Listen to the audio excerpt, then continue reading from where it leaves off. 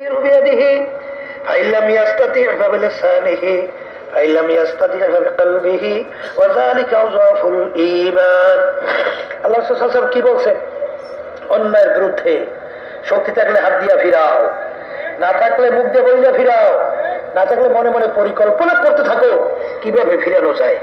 এখন যেখানে শক্তি নাই কতল করার, কতল কেতাল, যেখানে শক্তি নাই এই তরবারি নিয়ে কোপাতুল করা, তাই সেখানে কি করবা?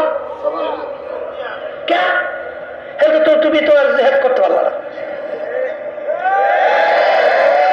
কথা বলেন, এই বাংলাদেশের মধ্যে এই আমাদের এখনো হাত দিয়ে ফিরাবার অন্যায় শক্তি আমাদের আছে? আছে? নাই নাই আছে? নাই। এখনো মুখ দিয়ে বলার শক্তি তো কিছু আল্লাহ রাখছে, সবাই দেয় না এখনো। আল্লাহ আমাদেরকে এখনো রাখছে, বলতেছে। আল্লাহ কয়দিন দেখবে তা জানে না, যতদিন আল্লাহ রাখবে বলতেই থাকতে হবে। যেটা বলার কথা ঠিক কিনা? এই জন্য বাজানদেরকে বলবো যে শোনেন না, রোজানা মিন জিহাদিল আসগারি ইলা জিহাদিল আকবার। আল্লাহ রাসূল সাল্লাল্লাহু আলাইহি ওয়াসাল্লাম যুদ্ধের ময়দান থেকে আসছে। কোন যুদ্ধের থেকে? যুদ্ধের ময়দান, সরাসরি যুদ্ধ, বুঝেন নাই? সরাসরি যুদ্ধের ময়দান থেকে আসছে।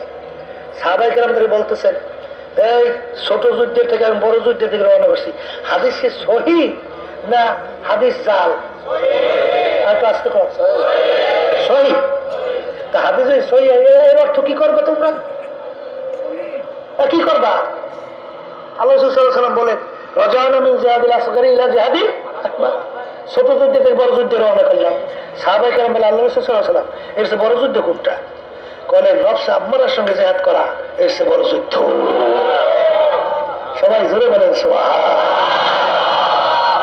তাই নফসের সঙ্গে জিহাদ করাও কি যুদ্ধ? কেন কেন?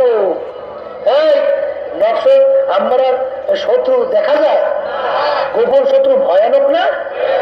আক্রমণ করে গোপনে না প্রকাশ্যে? গোপনের আক্রমণ ভয়ানক না? এরপরে আপনি যুদ্ধ নামছেন মাঠে, ইসলামের পক্ষে করতে পারে শহীদ হয়েছেন, বিনা হিসেবে বেহেশত। আলহামদুলিল্লাহ না? কথা ঠিক কিনা? আর নফসের জেহাদ যদি ঠগে, ইমান হারাই আসিবে তবে জাহান্নামী। বড় যুদ্ধ না? জেহাদ এখন করতেছেন মাঠে, একটা সময় শেষ হয়েছে, কিন্তু নফসের জেহাদ শেষ কোন পর্যন্ত? মৌতের বিচারা রুহু বের হওয়ার আগ পর্যন্ত। শয়তান মৌতের সময় ইমান নষ্ট করার চেষ্টা করবে না? কথা হয় না? করবে না? করবে না? এই মৌত পর্যন্ত এই জেহাদ চলবে। তাহলে যেটা অনবরত মৌত পর্যন্ত বড় না?